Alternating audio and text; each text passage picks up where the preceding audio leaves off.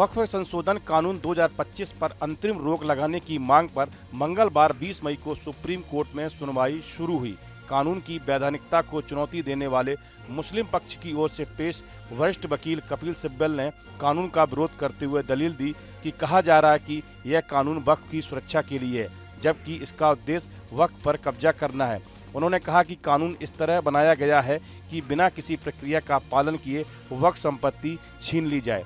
सिब्बल ने कहा कि कानून में किसी को भी वक्फ संपत्ति को लेकर आपत्ति जताने का हक दिया गया है और जब तक उस पर विवाद चलेगा तो संपत्ति वक्फ की नहीं रहेगी। उनको आपत्ति है कि 100-200 साल पुराने वक्फ के कागजात कहां से आएंगे और अल्लाह को दान में दी गई संपत्ति किसी और को ट्रांसफर कैसे दी जा सकती है। याचिकाकर्ता की ओर से उन्होंने दलील दी कि यह हमारे डीएनए में है। सिब्बल ने यह भी तर्क दिया कि यहाँ मंदिरों की तरह चढ़ावा नहीं होता, वक्फ संपत्ति से मिली आय से ही मस्जिद का मैनेजमेंट होता है। मुख्य न्यायाधीश भूषण रामकृष्ण गवई और जस्टिस एजी मसीह की बेंच के सामने कपिल सिब्बल ने कहा कि अगर वक्फ संपत्ति को लेकर कोई विवाद होता है तो उसका फैसला करने वाला भी सरकार का अधिकारी ही होगा। उन्होंने कहा कि नए कानून के अनुसार कोई भी वक्फ संपत्ति पर आपत्ति जता सकता है। उन्होंने कोर्ट को वक्फ का मतलब समझाते हुए कहा, वक्फ क्या है? यह अल्लाह को किया गया दान है जिसे किसी और को ट्रांसफर नहीं किया जा सकता। एक बार वक्फ की गई संपत्ति वक्फ की ही रहती है। कपिल सिब्बल ने वक्फ बाय यूजर के रजिस्ट्रेशन को लेकर भी आपत्ति जताई है। उनका कहना है कि वक्फ बाय यूजर में दस्तावेज देना कठिन है, जिसने संपत्ति वक्फ की उस यूजर उसके कागजात नहीं दे सकेगा। उनकी दलील पर सीजेआई गवई ने कहा कि लेकिन 1954 के बाद रजिस्ट्रेशन अनिवार्य कर दिया गया था। कपिल सिब्बल ने कहा कि वक्फ संपत्ति के मैनेजमेंट का अधिकार लिया जा रहा है। नए कानून के अनुसार वक्फ काउंसिल और वक्फ बोर्ड में बहुमत गैर मुस्लिम का हो सकता है। उन्होंने कहा कि राज्य वक्फ बोर्ड में 12 गैर मुस्लिम और 10 मुस्लिम हो सकते हैं।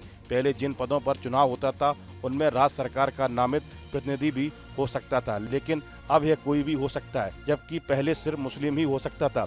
कपिल सिब्बल ने कहा कि वक्फ कानून के लिए कम से कम 5 साल मुस्लिम होना जरूरी कर दिया गया था। संपत्ति पर विवाद का निपटारा कलेक्टर करेगा। यह सभी प्रावधान अगर लागू हो गए तो अपूरणीय नुकसान होंगे। सभी प्रावधानों पर रोक जरूरी है। वहीं सीजेआई गवई ने कपिल सिब्बल से पूछा कि जब संपत्ति के सरकारी होने के दावे की जांच शुरू होगी तब संपत्ति सरकार के पास चली जाएगी।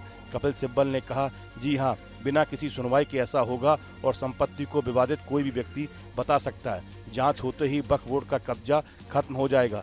अंतरिम आदेश के मुद्दे पर पहले याचिकाकर्ताओं की ओर से कपिल सिब्बल ने पक्ष रखना शुरू किया।